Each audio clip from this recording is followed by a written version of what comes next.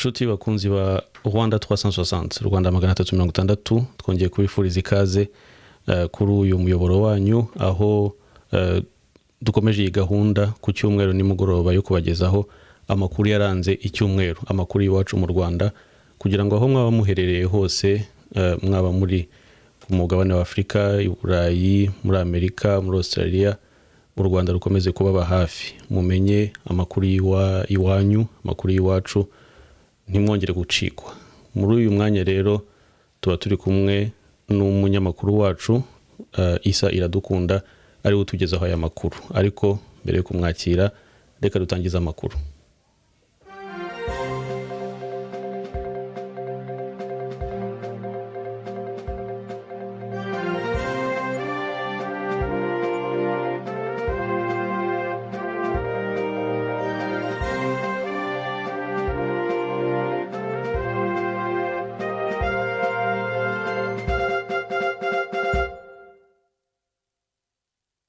Isa, karibu muri studio za Rwanda 360. Urakoze cyane Ivan, reka no gushimira abaduteze amatwi muri aka kanya. Amakuru rero navuga ko tugarukaho yaranze icyumweru mu Rwanda. Reka duhere ku nkuru ya nyakubahwa Perezida Paul Kagame, aho ku itariki 21 Mata muri uyu mwaka n'ubundi birumvikane muri kino cyumweru, aho Perezida yakiriye Professeur Mohamed Yakubu Janabi ari kumwe n'uhagarariye OMS mu Rwanda yitwa Dr. Brian Chinobo. Rero itangazo ry'ibiro by'umukuru w'igihugu Village Urugwiro byashyize hanze, byaje gutangaza ko cyangwa se byaje gushyira amakuru hanze yuko bagiranye imikoranire hagamijwe kwita ku buzima ndetse no kubaka urwego rw'ubuzima rukomeye mu Rwanda ndetse no mu karere.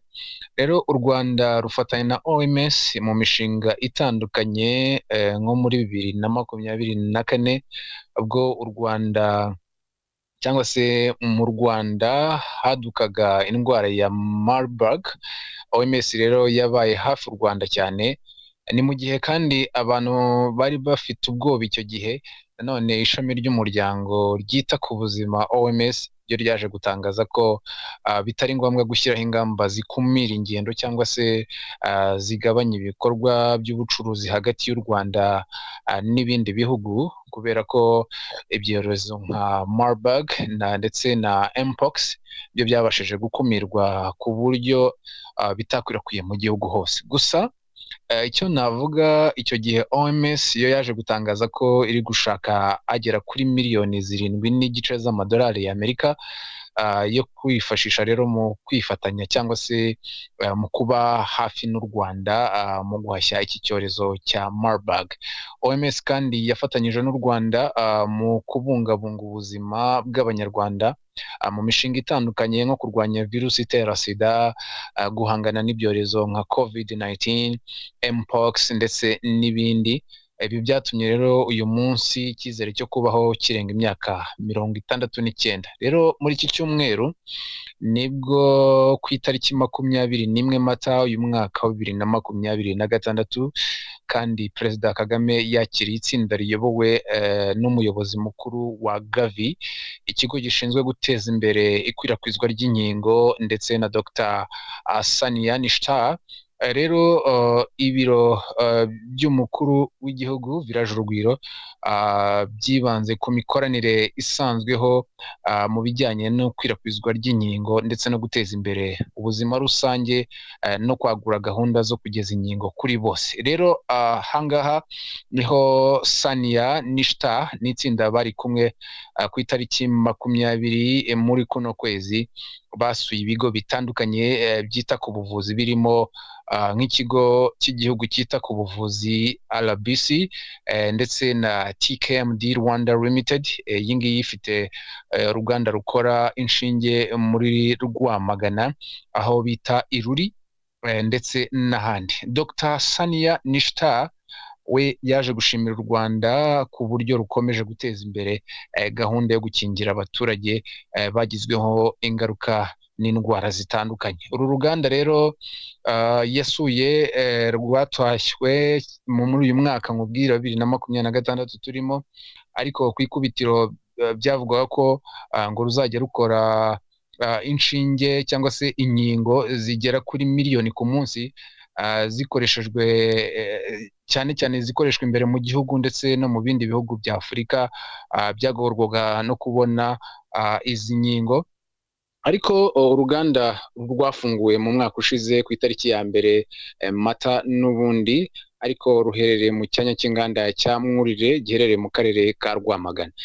Mu yandi makuru rero nagarukaho cyane muri iki cyumweru, ni inkuru zakunzwe kugarukwaho cyane, ziravugwa ariko natwe tugenda tuzigarukaho cyane mu Rwanda. Tuba twibaza ngo ni iki kigezweho muri iki cyumweru, inkuru zagiye zigarukwaho mu Rwanda by'umwihariko ni izihe.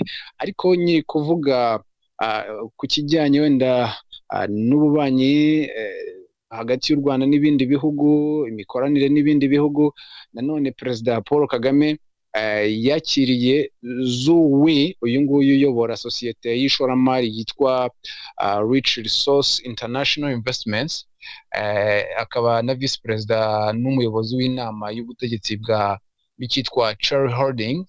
Iyi ngiyi rero ni sosiyete ikora imodoka z'amashanyarazi. Rero ku itariki 26 ni muri iki cyumweru dusoje, nibwo nk'uko ibiro by'umukuru w'igihugu Village Urugwiro byabitangaje mu itangazo bashyize hanze. Rero ryavuga ko ibiganiro bagiranye byibanze cyane ku mahirwe ashoboka yo gushora imari, harimo no gushinga uruganda rwo guteranya imodoka zikoresha amashanyarazi mu Rwanda, rero bijyanye na gahunda y'igihugu yo guteza imbere inganda ndetse no gukoresha ibinyabiziga bikoresha amashanyarazi. Rero Cherry Holding Group ni ikigo gikomeye cyane cy'ubucuruzi cyo mu Bushinwa, cyane cyane gikora imodoka, cyohereza ku masoko atandukanye ku isi, kikagira n'ibindi bikorwa by'ikoranabuhanga. Rero icyo navuga ni uko imibare iheruka gutangazwa, ndavuga muri Werurwe uyu mwaka, igaragaza ko iki kigo cyacuruje imodoka zigera hafi ku 240,678. Ibi rero bigaragaza ukwiyongera kwa 12.1% ugereranyije n'ukwezi k'umwaka wari wabanje, ndavuga umwaka wa 2025. Iyi sosiyete rero kuva ubungu mu mwaka wa 2020 ikora ubucuruzi. Nanone leta y'u Rwanda yatangije gahunda yo kwinjiza cyane imodoka rero zikoresha amashanyarazi mu rwego rwo kurwanya imyuka ihumanya ikirere, ndetse no kugabanya ingano y'imodoka zikoresha essence, mu by'umwihariko cyane ko u Rwanda ruri muri gahunda yo kugabanya umubare wikoresha cyangwa se wikoreshwa ry'imodoka zikoreshwa essence, ahubwo hakimikwa gukoresha imodoka z'amashanyarazi. Bivuze ko rero imibare igaragaza ko 43% by'imodoka zinjira mu gihugu ari izikoresha lisansi ndetse n'iz'amashanyarazi, ndetse zinakoresha esansi zizwi nka hybrid. Ariko aho mu mwaka wa 2024 imodoka z'amashanyarazi gusa zari zigera kuri 512, mu gihe rero hiyongereyeho izikoresha amashanyarazi ndetse na lisansi zizwi nka hybrid, ubu ngubu zikaba zigera ku 7,172. Mu yandi makuru nakubwira Ivan ndetse n'abadukurikiye muri kano kanya bagomba kumenya, by'umwihariko iyo tuvuga mu karere u Rwanda ruherereyemo, by'umwihariko hari inkuru ziba zikora ku karere u Rwanda ruherereyemo cyangwa se zihuriyeho n'u Rwanda. Icyo nakubwira ni uko intumwa z'u Rwanda n'iza Repubulika Iharanira Demokarasi ya Kongo zahuriye mu nama ya 5 y'akanama gashinzwe gukurikirana ishyirwa mu bikorwa ry'amasezerano amaze hafi umwaka asinywe n'ibihugu byombi.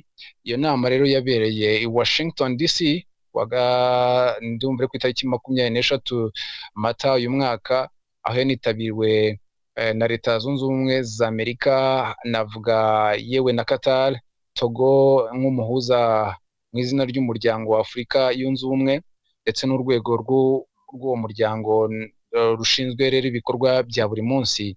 Itangazo rero rihuriweho ryasohowe n'impande z'abitabiriye iyi nama rivuga ko yashyize cyangwa se yasize habaye ishimangira gukomeza inzira y'amahoro ndetse no kugabanya icyitwa umwuka mubi hagati y'impande zombi.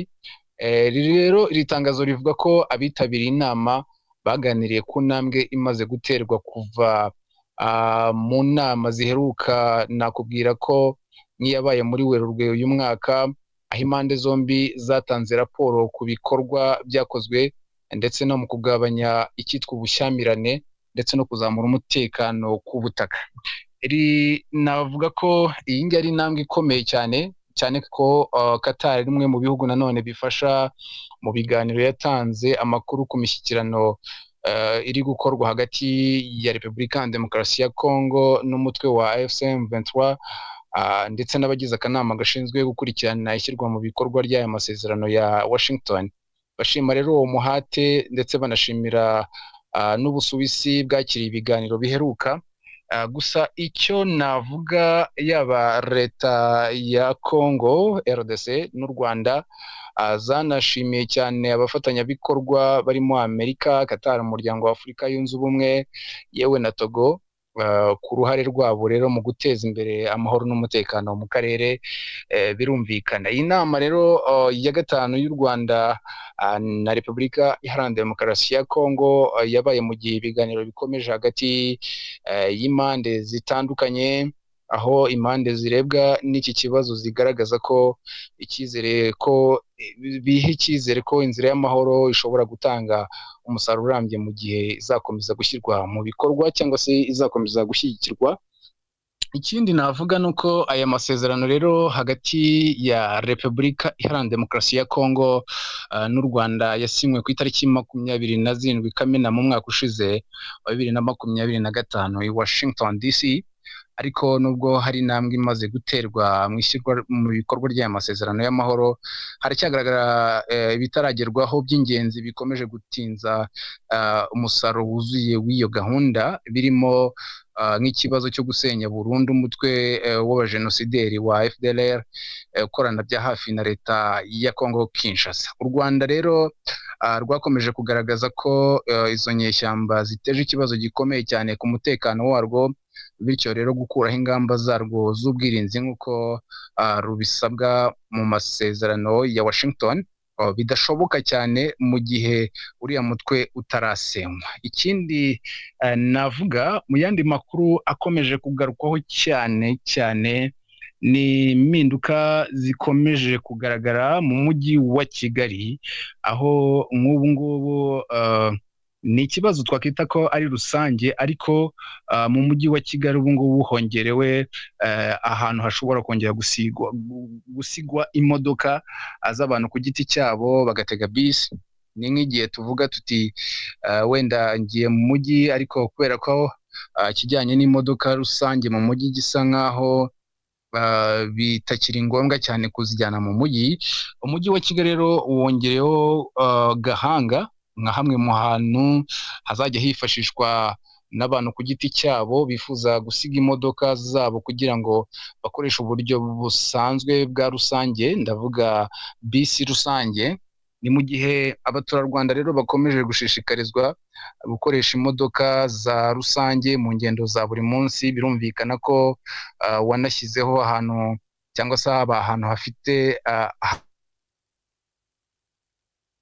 abantu bafite imodoka ku giti guparika izo modoka zabo mu gihe bagiye mu zindi gahunda. Rero navuga ko umuvugizi w'umujyi wa Kigali Macrodine Nirenganya yaje kubwira itangazamakuru ko hari ahantu hagenewe gusiga imodoka ku bantu ku giti cyabo, aho yanavuze ati ko mu by'ukuri ntabwo ari uguparika ari parikingi rusange, ahubwo ari ahantu ngo hashobora gukoreshwa na bisi nabo ubwabo zikaba zabageraho bakaba batwara abagenzi.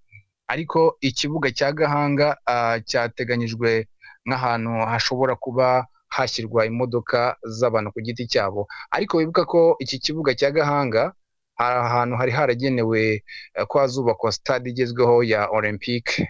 Birumvikana ko ariho hari gukoreshwa muri bino bihe, twavuga ko ari ibihe bidasanzwe. Ariko ahandi hatoranyijwe gusiga imodoka z'abantu ku giti cyabo ni nko muri gare ya Kabuga, kuri stade Amahoro, kwa Rwahama, Kigali Pele Stadium ndetse no ku Ruyenzi. Aha ni hamwe mu hantu hafashwe hagomba kujya hasigwa imodoka z'abantu ku giti cyabo, bakaba bafata bisi rusange.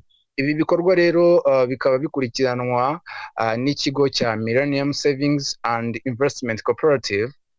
Iyi ngiyi ni isanzwe ifite mu nshingano gukusanya umusanzu cyangwa se amafaranga ya parking. Ibyo rero bizajya bikurikiranwa n'icyo kigo. Rero igihari uyu munsi tukiri kuvuga ku bigendanye n'impinduka zigaragara mu mujyi wa Kigali, nanone navuga ko Minaloc yaje gusaba abaturarwanda gukoresha neza ibicanwa. Ahangaha cyane ko iyo tuvuga ko ibiciro by'ibicanwa nabyo biri kugenda bizamuka cyane, Minisitiri y'Ubutegetsi bw'Igihugu Minaloc nayo yaje gusaba abaturarwanda kugabanya inshuro bateka ku munsi, ku rwego rwo kugabanya ndetse no gukoresha neza ibicanwa. Ni mu butumwa bwagenewe abaturage ku wa gatandatu, ni ku munsi w'ejo, birumvikana tariki 25 Mata uyu mwaka wa 2026, ku muganda rusange. Ibi ngibi rero byatangajwe bavuga ko hagiye kuba hashyirwaho ingamba nshya.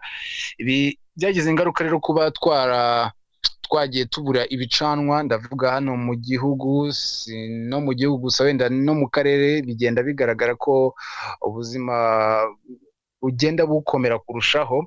Ariko yaba ibikomoka ku bicanwa, ndavuga yaba gaze, yaba amakara, nabyo biri mu bintu byihagazeho, navuga gutyo.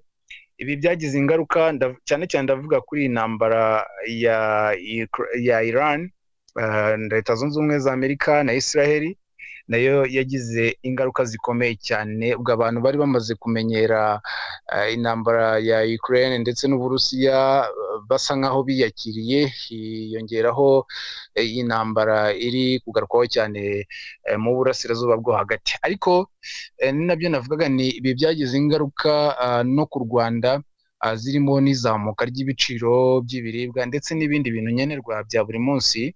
Ibiciro by'ibicanwa biri mu byahenze cyane, kuko naguha urugero nko ku biro 12 bya gaze, aho ndavuga gaze yo gutekesha, byavuye ku 21,000 bigera ku 28,000, ni mu gihe umufuka w'amakara wageze ku 25,000. Mu bice na bimwe rero hari naho anarenga ayo mafaranga. Rero Minaloc yagaragaje ko guverinoma y'u Rwanda yafashe ingamba zitandukanye, zirimo gutanga nkunganire yaba kuri mazutu ikoreshwa cyane mu bwikorezi, hagamijwe kugabanya ingaruka zagera ku baturage. Ibi rero byagarutsweho cyane. Nanone Minaloc yasabye abanyarwanda rero kwirinda gukoresha nabi ibicanwa ndetse no kugabanya inshuro bateka ku munsi, aho bishoboka, cyane cyane ko igiciro cy'amakara na gaze yo gutekesha nabyo byahise bizamuka. Rero icyo navuga ahangaha, ku itariki 26 uku kwezi kwa Mata turimo, umunyamabanga rero wa leta muri Minisiteri y'Ibikorwa Remezo, Ambasaderi Jean de Dieu Wihanganye, we yateguje abanyarwanda kwitwara nk'abari mu bihe bidasanzwe, kubera ko intambara yo mu burasirazuba bwo hagati igikomeje. Ateguza rero ko ibiciro by'ibikomoka kuri peteroli nabyo bizakomeza kuzamuka. Mu Rwanda rero ibiciro by'ibikomoka kuri peteroli byarazamutse cyane, aho nk'ubu ngubu ubushize twabivuzeho ko buri litiro ya lisansi iri kugura amafaranga 2,938, ni mu gihe mazutu yo iri kugura 2,205 by'amafaranga y'u Rwanda. Icyo twavuga rero ahangaha ni uguhumuriza abanyarwanda by'umwihariko, ariko nanone batanga umuburo ko ibiciro byo bishobora gukomeza kwiyongera uko bwije n'uko bukeye, ku buryo bakomeza kwitega ko iri zamuka rishobora kubaho, ariko nanone u Rwanda rwafashe ingamba zo gukomeza guhangana n'ibiciro by'izamuka biri ku isoko mpuzamahanga uyu munsi. Icyo nicyo navugaho cyane nanakitsaho. Gusa sinabura kukubwira ko muri iki cyumweru n'ubundi wenda uraza kumbwira n'iminota nagenewe uko niba ndi kuyikoresha neza, ariko sinabura kukubwira yuko turi kuvuga ku kijyanye n'ingendo, ntabwo nabura kukubwira yuko ubu hashyizweho gahunda yo gutwara abantu na bisi rusange, ariko izo bisi nazo zagenewe amasaha hagati ya 12:00 kugera 4:00 ndetse na 11:00 kugera 3:00 z'ijoro. Hagati y'ayo masaha rero izo bisi nazo zagenewe icyo twita igice cyazo cy'umuhanda kizwi nka bus only. Iki gice rero kizagikoreshwa muri aya masaha navuze haruguru, ariko by'umwihariko ni ku modoka rusange, birumvikana kari bus only. Ikindi navuga mu mavugurura akomeje kugarukwaho muri uyu mujyi wa Kigali, ni inkuru zikomeza kugarukwaho cyane, nuko hari bisi yashyizweho nayo izenguruka mu mujyi rwagati, igakomeza ikazenguruka downtown, Meteo, Serena Hotel, kuri Kiste, ugakomeza kuri Mille Collines, ikanyura hirya kuri NEC, La Gardienne, Circle Sportif, ahangaha hose izagenda inyurayo, Kanogo, inyure kuri Rond-Point, ndetse na hanze ya downtown, ikomeze gutyo subira Meteo. Ni bisi izajya ihagarara, izajya itwara abagenzi muri rusange. Inkuru nasorezaho rero muri iki cyumweru ni inkuru yagarutsweho cyane, aho u Rwanda ndetse na Jordani nabyo byongereye cyane cyane, ariko navuga ko nka Jordani yiyongereye mu bihugu 63 plutôt, aho nabyo byiyongereye ku rutonde rw'ibihugu bifite amasezerano yo kohereza umuntu ku kwezi. Ahangaha u Rwanda rurimo, Jordani irimo, ariko ku itariki 24 ni muri iki cyumweru, ubwami bwa Jordani nabwo bwashyize umukono kuri aya masezerano agamije rero ubufatanye muri gahunda yo gusubiza umuntu ku kwezi no kubungabunga ibikorwa bibera hariya ku kwezi, ndetse no kubyaza umusaruro isanzure izwi nka Artemis Accords. Ibi rero byabaye, iki ni igihugu cya 63 rero cyiyemeje gukora ubushakashatsi mu isanzure mu mahoro kandi mu buryo butangiza, buzwi nka Artemis Accords. Ni amasezerano y'imikoranire mu kubyaza umusaruro isanzure yashyizweho na Minisiteri y'Ububanyi n'Amahanga muri Leta Zunze Ubumwe za Amerika 2020. Ahangaha ni ku bufatanye n'ikigo gikora ibijyanye n'isanzure kizwi nka NASA. Ayo niyo makuru nagarukaho cyane, Ivan, kereka niba hari inyunganizi cyangwa se hari ikibazo mwumva mwambaza, niteguye kubasubiza. Urakoze cyane Isa, urakoze. Amakuru yari yuzuye kandi uratuzengurukije. Ikibazo numva nifuza kukubaza ni ibyo twari twaganiriyeho ubushize, hatangiye guhamagarirwa abanyarwanda guparika imodoka zabo bagakoresha za bisi, kandi nari nagusabye ko waturebera noneho uburyo nyine abantu babyitwaramo, niba koko nk'abafite imodoka bazemera kuziparika bagafata bisi, uburyo nyine bimeze kuri terrain. Watubwiye ko noneho hari n'andi makuru mashya y'aho bagiye bababwira bashobora guparika mu modoka. Numvise Gahanga, niba numvise neza, numvise Kabuga. Ese iki cyumweru cya mbere wabonye byifashe bite? Abantu barabyubahiriza koko? Ese iyo uhamagarira abantu gukoresha bisi, ifoke bisi ziba zidahura n'ibibazo, ziba zigenda neza, nta zidatinza abantu, wabonye bimeze bite? Umwuka muri make umeze ute? Icyo navuga, umwuka umeze neza cyane ko burya iyo udashaka gukererwa, hari n'utumemes twagiye dukorwa twinshi tw'umujyi wa Kigali bakoze tuvuga ngo udashaka gukererwa gerageza gukoresha bisi kuko ariyo mahitamo meza uyu munsi. kuko none ndabireba kuva ku isaha y'isaa 12 z'igitondo kugera ku isaha y'isaa 4 imihanda iba yahawe priorite cyangwa se iba yahawe rugari, navuga ko ari bisi kuko ziba zigenewe uwo muhanda wazo, bivuze ko niyo mahitamo asigaye umunsi yo kuba wakihuta muri ayo masaha, kuko ayo masaha menshi hagati ya saa 12 na saa 4 ni amasaha abantu baba bitegura bajya mu kazi, mu mirimo itandukanye. Birumvikana ko amahitamo yawe uzagerageza gukoresha bisi kugira ngo ukomeze ukererwe uhure na ya mirongo miremire mwahuriye muri wa muhanda mugari musangiye atari uwa bisi. Okay. Hanyuma ku byerekeranye na essence na mazutu iracyahari, ni ukuvuga ko umuntu agiye kuri station arayibona, ntago yabuze mu gihugu, ni ibiciro byazamutse gusa ariko irahari cyangwa irimo no kubura? Essence irahari ahangaha. Icyo navuga, hari inkuru mu minsi ishize zasirikiye zivuga yuko ngo mu Rwanda hari barimo barahabwa litiro 5 za essence, nta muntu wemeye kuzirenza, ariko ibyo ngibyo byaje kugaragara ko atari byo. Amakuru yo yizewe rero ntago ari byo, kuko nk'ubu ngubu Minicom niyo yashyize hanze mucyo kuri iki kibazo, aho yasobanuye ko ubu ngubu abavugaga, ndavuga ko yanyomoje abavuga ko u Rwanda rugiye kujya rugenera imodoka lisansi zigomba kunywa.